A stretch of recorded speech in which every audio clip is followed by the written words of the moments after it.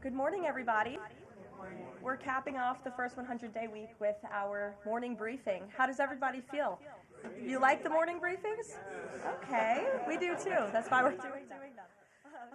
It's good to see all of you. I brought a friend out here today who is happy to take your questions, but first, some remarks. At 11 o'clock, President Trump will participate in a National Day of Prayer event where he will invite Americans of all faiths across the country to join him in asking for God's continued blessings over our great country. During the event, the President will sign an executive order establishing a Religious Liberty Commission. Later today, President Trump will travel to the University of Alabama to deliver a commencement address to the graduating class of 2025.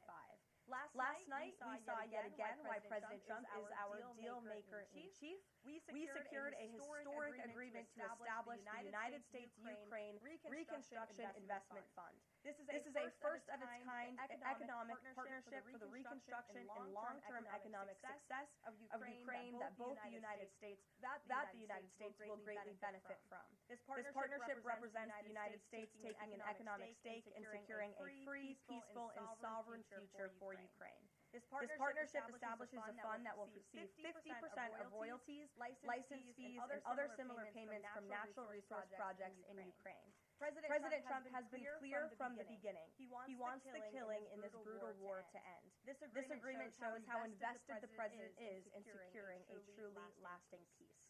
To mark President Trump's triumphant first 100 days in office, we've detailed all week how President Trump has been hard at work delivering on the promises he made to the American people. And yesterday, the president once again showcased why he is the most transparent and accessible president in American history when he held his fourth open press cabinet meeting. Every cabinet secretary went into great detail, explaining how their respective agencies are making life better for American families and businesses. And then the president allowed all of you to ask questions on anything you wanted afterwards.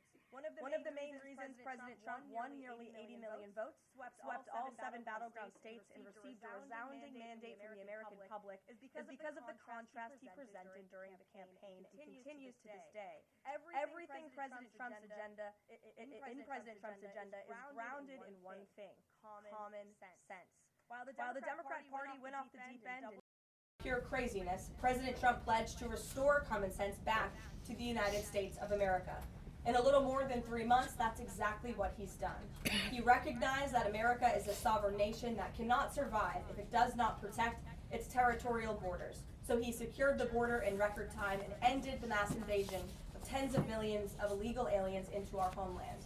The president knows his top responsibility is ensuring the safety of the American people, which is why he's arresting violent illegal alien invaders in our communities who threaten our public safety. And it's unacceptable to President Trump to allow rampant waste, fraud, and abuse of Americans' precious tax dollars, which is why the president championed a historic DOGE effort that saved nearly $200 billion already. President Trump knows America is blessed with an abundance of liquid gold below our feet in the form of fossil fuels. So he ended Joe Biden's reckless war on American energy and is restoring American energy dominance to lower costs and strengthen our national security. President Trump believes Americans should be free to drive whatever car they want, so he ended Joe Biden's disastrous EV mandate and promoted true consumer choice. President Trump stood up for the Constitution's promise of colorblind equality before the law, so he terminated radical DEI preferencing and federal contracting and directed federal agencies to relentlessly combat private sector discrimination. DEI seeks to divide and pit Americans against each other based on immutable characteristics. President Trump put an end to it. In President Trump's America, individual dignity, hard work, and excellence are the only things that will determine if you get ahead. President Trump is a proud free speech champion, which is why he ended Joe Biden's trampling of free speech rights and the federal government's censorship of American speech on online platforms. The president believes college students have a right to speak their minds and go to school safely. Again, common sense. So he took bold action to protect Jewish American students from harassment by pro-Hamas radicals on their campuses. And President Trump knows that America's children are our future, and he'll never stop fighting for them. That's why he ended the radical, un-American indoctrination of children by eliminating support for divisive, radical gender ideology and equity ideology, and why the president protected parents' fundamental rights. And lastly, the president believes in fundamental biology. Isn't that something? Which is why he made it the official policy of the United States government that there are only two sexes, male and female. And because men and women are biologically different, President Trump ended the unfair, demeaning practice of forcing women to compete against men in sports and having their private spaces invaded. When President Trump promised a complete restoration of America and the revolution of common sense, he meant it. And over the next 100 days, get ready for historic trade deals, budget deals, and peace deals. For more on President Trump's common sense revolution, I will turn it over to our White House Deputy Chief of Staff for Policy, Stephen Miller. Stephen, thanks for coming in today. Thank you, Karoline. Great to be up here with you, and great to see so many familiar faces I've had a chance to get to know over a number of years as we gather this morning to continue our celebration of President Trump's unprecedented and historic first 100 days in office, what are without doubt the greatest 100 days to begin any American presidency in the history of this nation. This week you've heard about the historic actions President Trump has taken to secure our homeland, to secure our sovereignty, to secure our economy and our supply chains and our industrial base. Today you're also going to hear from me about what President Trump has done to secure our values, our culture, and our way of life from the unwavering assault from the radical left and the communists and the Democrat Party. One of the most significant crises that President Trump inherited upon taking office was the wave of racial discrimination, so-called diversity, equity, and inclusion policies that have taken over both public sector and private sector entities all across the United States of America. Perhaps the most dramatic example of this is that our air traffic controllers were being hired and promoted based on race and gender, not their ability to conduct our nation's air traffic. I would estimate that probably 90% of Americans would agree with the statement that airline safety should be based on your ability to keep, airline safety jobs should be based on your ability to keep planes landing and taking off and flying safely, not on what demographic box you check. President Trump has ended across the entire federal government all hiring, recruiting, retention, promotion, and training based on race and sex. This includes in our law enforcement agencies. So, again, when we took office, even in sensitive law enforcement, national security, and intelligence agencies, we were hiring individuals not on their ability to carry a weapon, not on their ability to keep Americans safe, not on their ability to conduct sensitive intelligence operations, but based upon race and sex. And obviously, that is unacceptable. It's going to be merit-based across the whole federal government. But this wasn't just the federal government. This was the private sector, and this was also, of course, our entire university and education system. So President Trump's Department of Justice, working with other departments and agencies, have made clear that this administration is going to fully enforce Title VI, Title VII, and Title IX of our federal civil rights code. Discrimination based on race and sex is prohibited by law, and this administration will vigorously enforce that. And companies, small or large, that violate plain text of federal statutes will face appropriate financial and other penalties. This administration is not going to let our society devolve into communist, woke, DEI strangulation. We are going to have a system of merit, which is not just a social and cultural issue, it's an economic issue. When you hire, retain, and recruit based on merit, as President Trump has directed, you advance innovation, you advance growth, you advance investment, you advance job creation, you create the best and safest product for all Americans. When a citizen goes to, say, a hospital in a medical emergency, they don't care what race or sex their doctor or their nurse is. They want the best treatment they can get in that emergency. When they're flying a plane or when they're on an aircraft, they want that pilot to be the best pilot, the safest pilot, not caring what that pilot's race or sex is. This applies across the whole government. In particular, looking at our university system, this administration has opened investigations into universities across the country for violating, we talk a lot about Supreme Court rulings, universities across this country are in plain and direct violation of the Supreme Court's ruling that affirmative action, as in racial quotas and set-asides, are illegal. Students must be admitted to universities on a color-blind basis. But we have demonstrated through clear evidence that our university system, including our medical schools, and perhaps particularly our medical schools, are engaging in race-based discrimination, racial set-asides, racial quota schemes, and other efforts to evade the Supreme Court's ruling, and again, the plain text of federal statute. So universities are on notice, and universities are already facing the financial consequences of their noncompliance with federal law. The clearest example that we're all familiar with, of course, being Harvard, which is engaged in repeat, systemic, and sustained violations of federal civil rights law. Another area of civil rights law that we talk about a lot, of course, is Title IX, sex-based discrimination. And this administration ended the Biden administration's policy and the Democrat Party's policy of allowing men into women's sports, men into women's spaces. We are using every single legal and financial tool we have at President Trump's direction to make it clear that schools and universities are and will lose federal funds, as you've seen in Maine, if you allow men to invade women's sports and women's spaces. And this applies to our whole K-12 system. The Department of Justice is also coordinating with state and local law enforcement to fight child abuse in our school systems.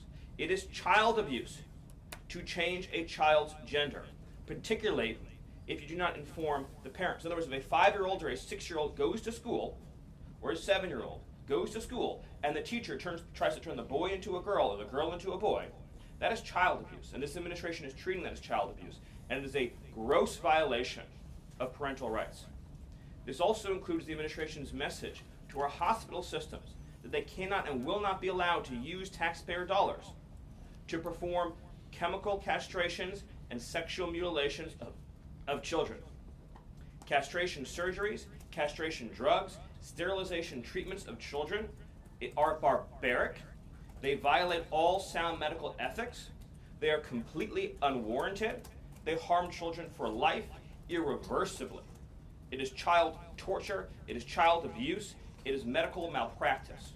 And so the Department of Health and Human Services, under the leadership of Bobby Kennedy, as well as the Department of Justice and other departments of this government, are making clear to our medical providers and our hospital systems that you cannot use taxpayer dollars to perform these barbaric procedures on America's children. And HHS has systematically eliminated all of the junk, fake science that was produced under the Biden administration promoting sex changes on children, promoting the idea of sterilizing children. That's been cleaned out, that's been removed, and new guidance is being issued to doctors and hospitals advising them that they cannot perform these horrifying procedures, these irreversible procedures on our nation's children. We are also making clear in our prison system, male prisoners will not be allowed into women's prisons. The Biden administration promoted prison rape by putting men into female prisons. That is obviously insane, cruel, and unacceptable. And even though the Democrat Party and Hakeem Jeffries and the Democrat media continue to fight to put men into women's prisons, this administration will not allow that.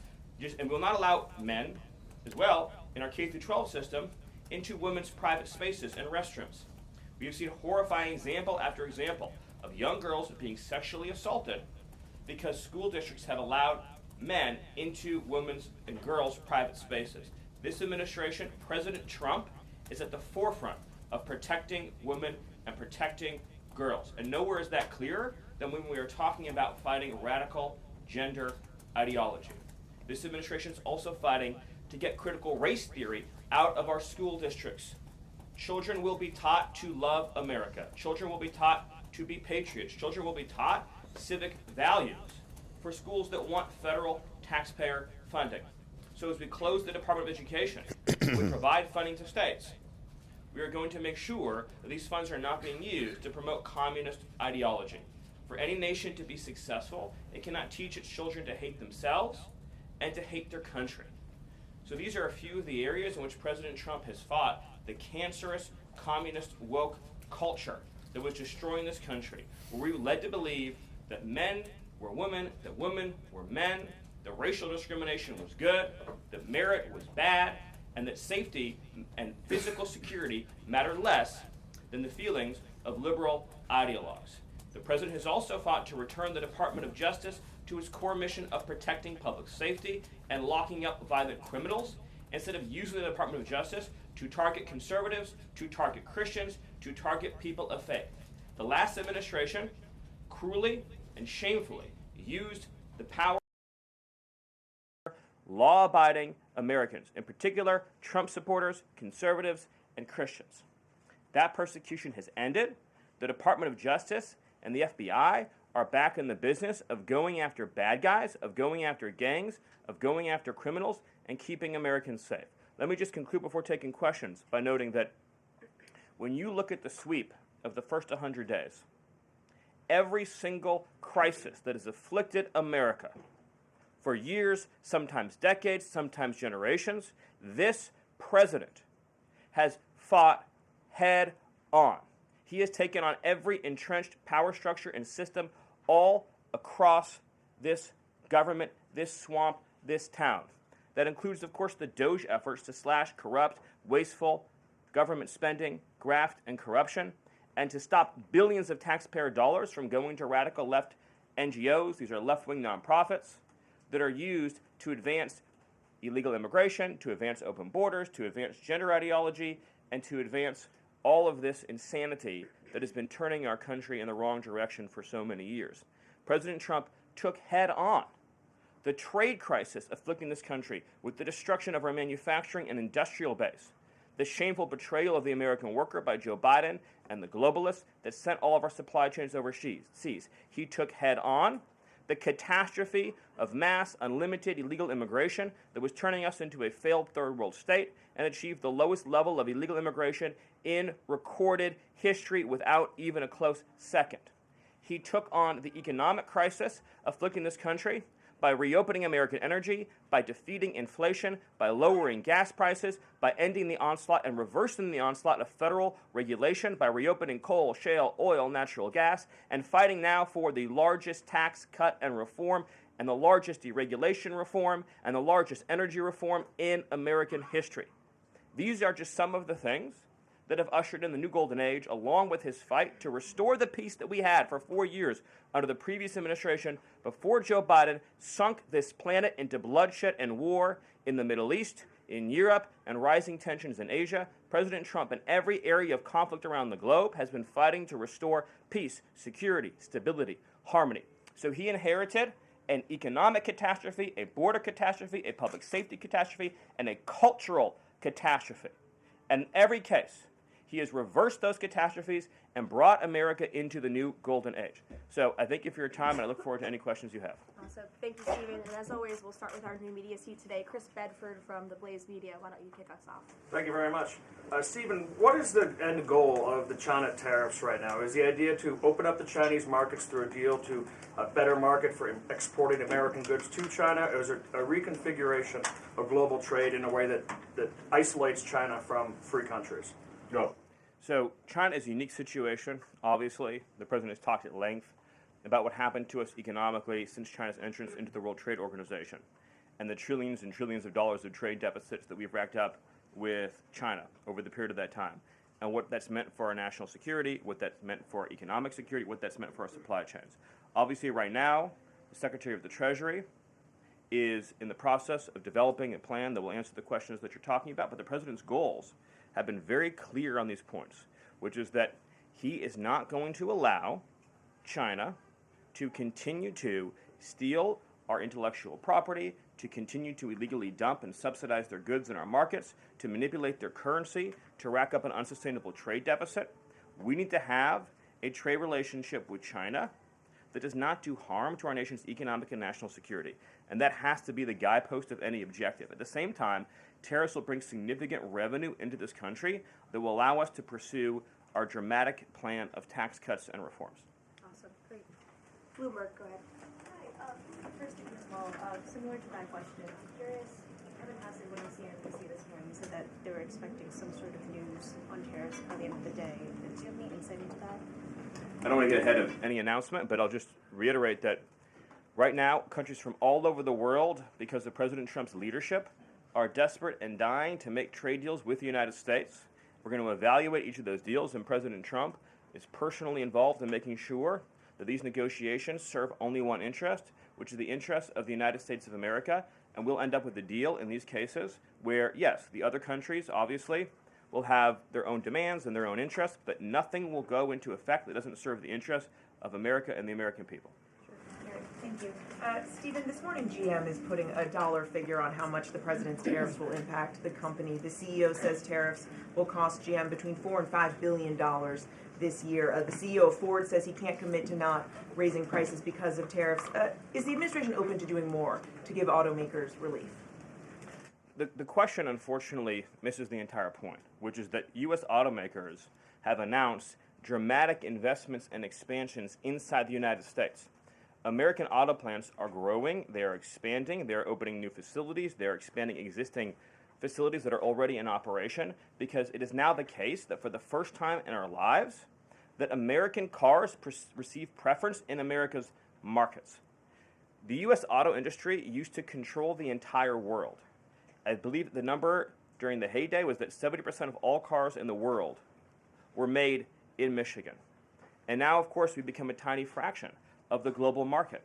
And the reason for that is because the United States opened its markets to every single foreign cheater and every single foreign nation that subsidized its goods on the face of the earth, and their markets have been closed to ours. Japan closed their market to our cars, the entire EU closed their market to our cars, South Korea closed their market to our cars. All of the countries I just mentioned have tens of billions of dollars of annual trade deficits in automobiles with the United States. These are supposedly pure nations, nations that have at least a somewhat equivalent per capita GDP. So it is impossible under the terms of fair trade, if you have two nations with similar per capita GDP, to have such uneven trade flows in automobiles. What the president has done with his car tariff, we have the most desirable market in the world, is if you want to sell cars tariff-free, tax-free to our market, your plant has to operate in the United States. The only alternative to that is to have no U.S. automobile industry whatsoever, which is where this was headed, to be clear. If we stayed on this current path, within a few years, there would have been no U.S. automobile industry. And what little was left of it would have been in Mexico.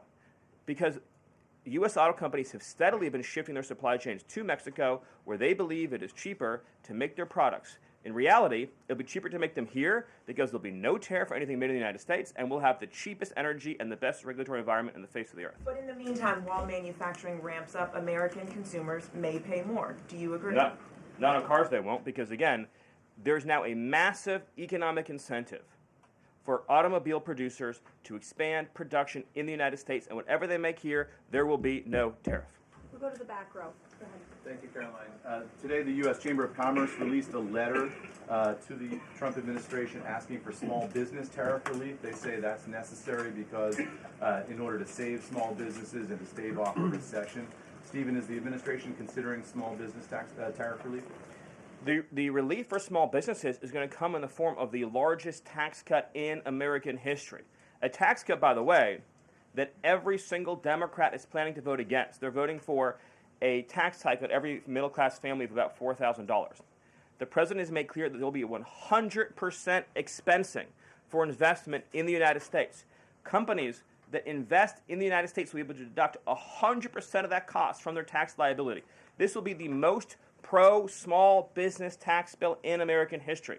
And at the same time, this is what you have to understand about the plan, is as they're able to do that, as they're able to reshore those supply chains, that also means they'll pay no tariff. So you'll have the lowest tax environment, and there'll be no tariff because their production and supply chains will be in the United States. So that's a no on tariff relief for small businesses in the short term? It's a yes on tax relief for small businesses.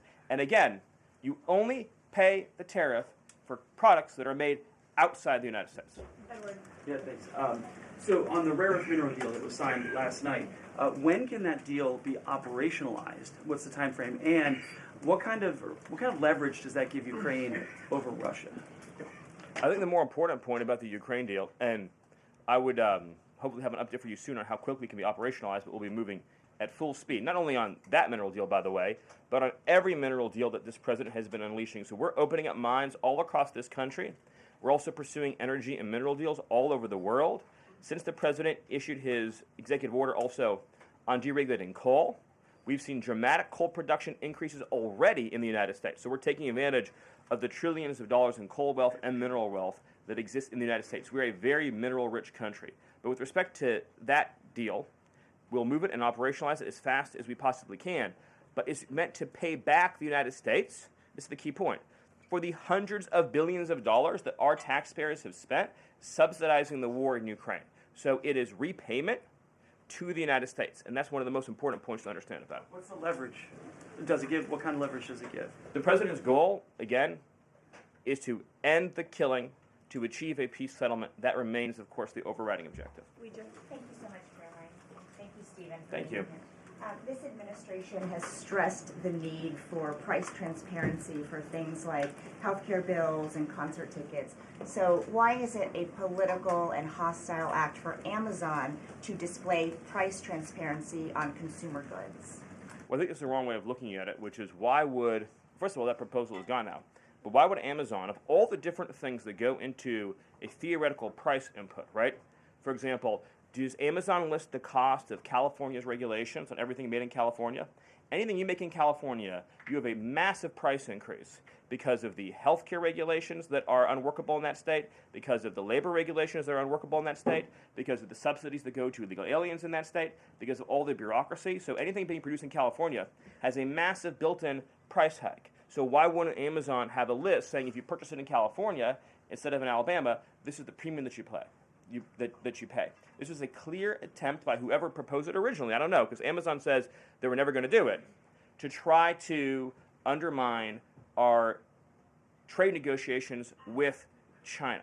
I'll make another important point on this, which is that there's been many complaints about the fact that there are a lot of products that are sold on Amazon that are actually ripoffs of American products that are then stolen by China, and then they take our IP and they put them into products to try to undersell our manufacturer. So to the extent that we are engaged in labeling issues on Amazon, I would say that would be the most significant one to fix, is making sure we're not undercutting American consumers. And then one on Abrego Garcia, please.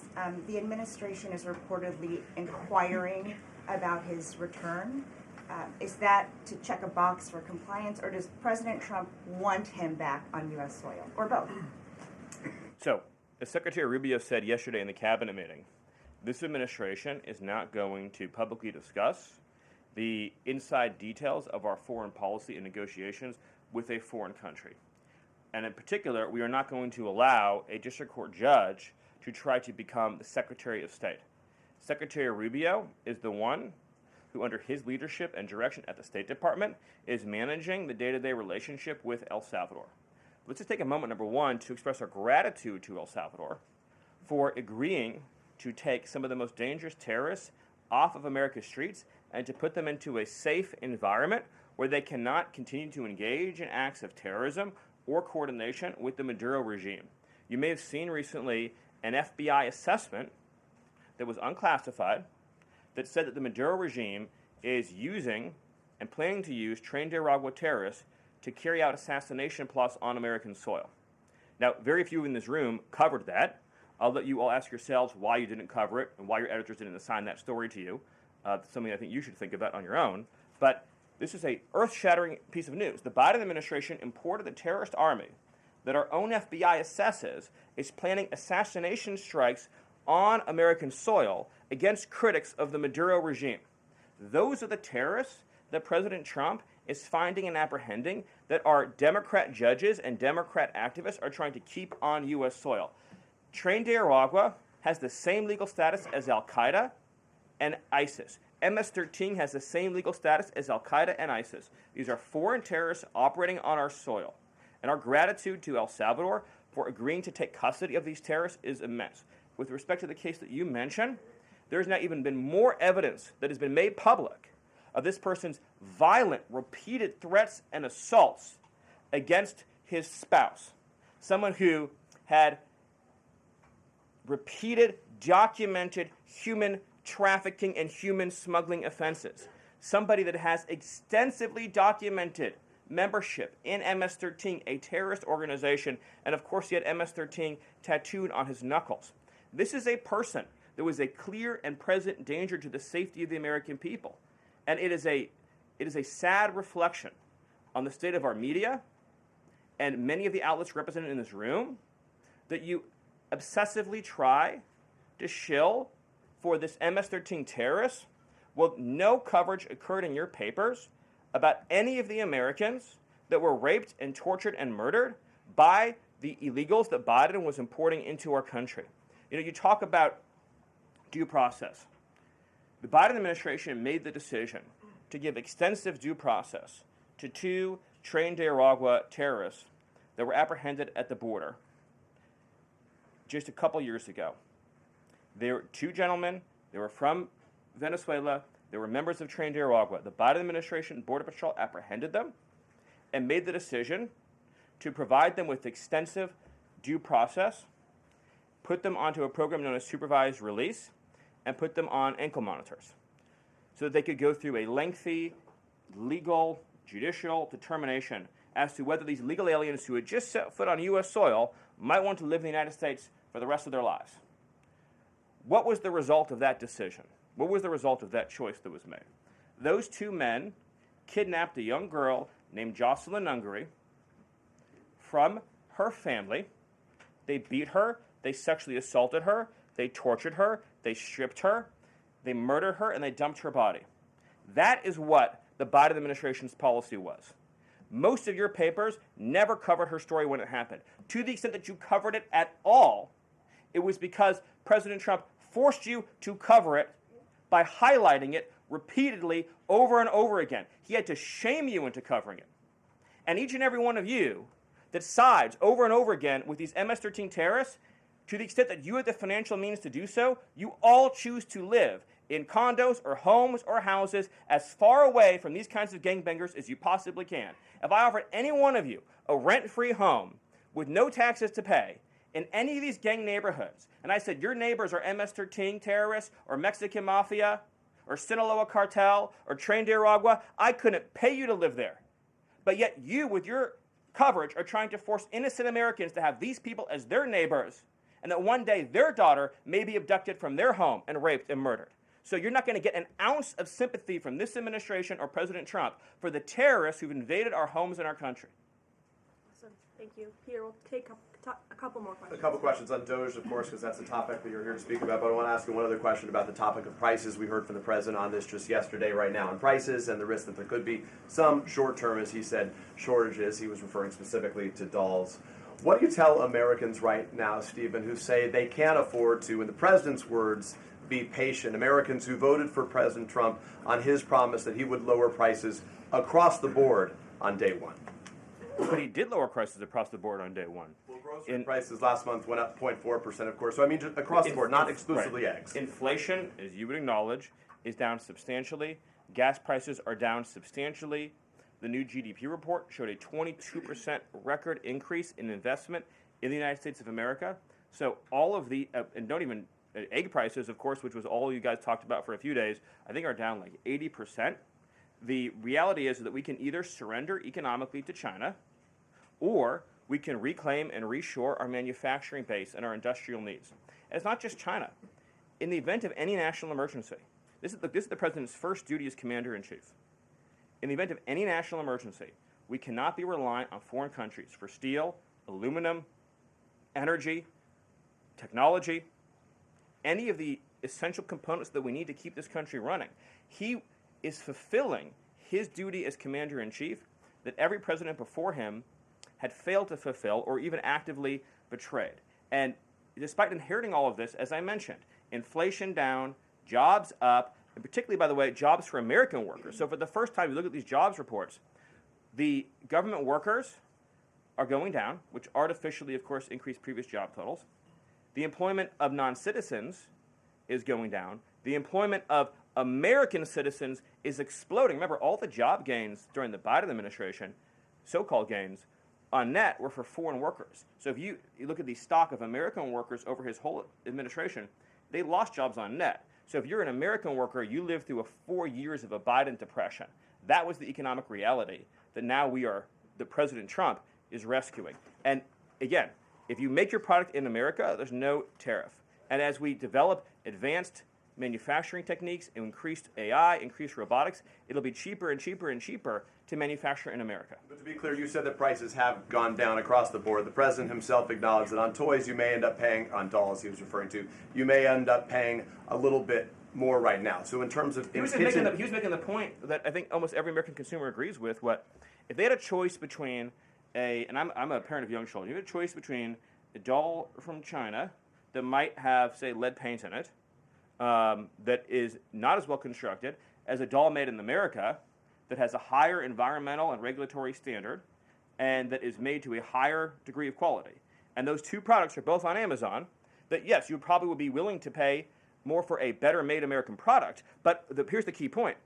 With the tax cuts, the regulation cuts, the energy price decrease, and everything else that President Trump is doing to unleash this era of American prosperity and prevent the road we were on to get off that road of financial ruin and doom, means that it will be cheaper than ever to make and manufacture in America. I think that answers your question. So I'm going to do one more. Stephen, can I just... Can I ask the Doge question? Can I ask about Doge? Peter, we just gave you two questions. Brian, go ahead. But I'll wait. Thank you. Last night, Kamala Harris delivered her first major speech after losing the election. She attacked Trump personally, attacked the policies. Any comment from the White House on that? Well, I think it was a great reminder to the American people of just how blessed we all are that the leader sitting in the Oval Office today is President Donald Trump and not President Kamala Harris. It was a helpful reminder of just what a travesty and a tragedy that would have been. It would have been the end of America. And it gives me a chance to bring this whole thing home. If we continued on this road of radical regulation, choking off American energy, sending our supply chains to foreign countries, taxing our economy to death, pushing this cancerous woke ideology on our children, ending merit, ending scientific innovation, ending public safety, allowing, everyone goes to the stores these days, everything's locked up, criminals roam free, law-abiding citizens under the previous administration were punished while gangbangers were given red carpet treatment. Democrats, of course, are still giving gangbangers red carpet treatment.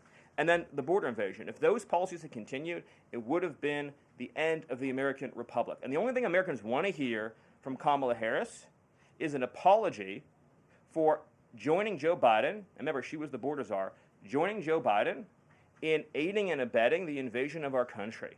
And we're never going to stop talking about this because what they did to this country is unforgivable.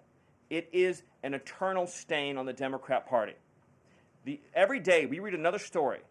Every day we arrest another alien they let into this country who raped a child, who beat a woman within an inch of her life, who murdered a mom, who murdered a dad, who trafficked drugs into this country, who trafficked fentanyl into this country, who are responsible for dead and slaughtered Americans. And I don't know what's broken in the Washington press corps, that none of that moves them emotionally.